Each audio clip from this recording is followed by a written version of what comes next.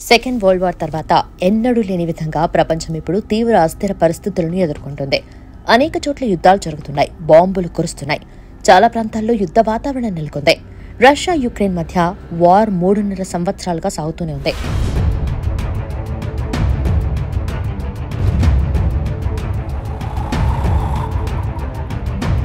Israel Iran యుద్ధంతో పశ్చిమాసియా రగిలిపోతుంది.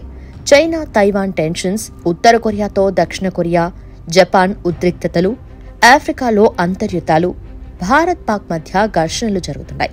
తాజాగా Cambodia Thailand సంక్షోభం మొదలైంది. ఇది ప్రపంచానికి మరో తలనొప్పి లాంటిది.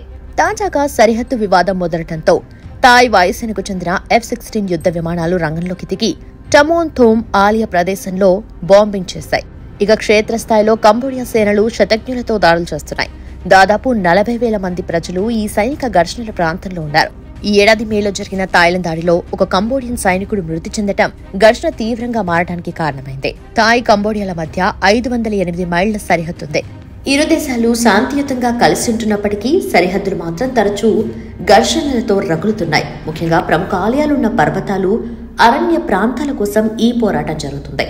వీటిల్లో 9వ శతాబ్దానికి చెందిన ప్రీహ్ విహార్ కీలకమైంది.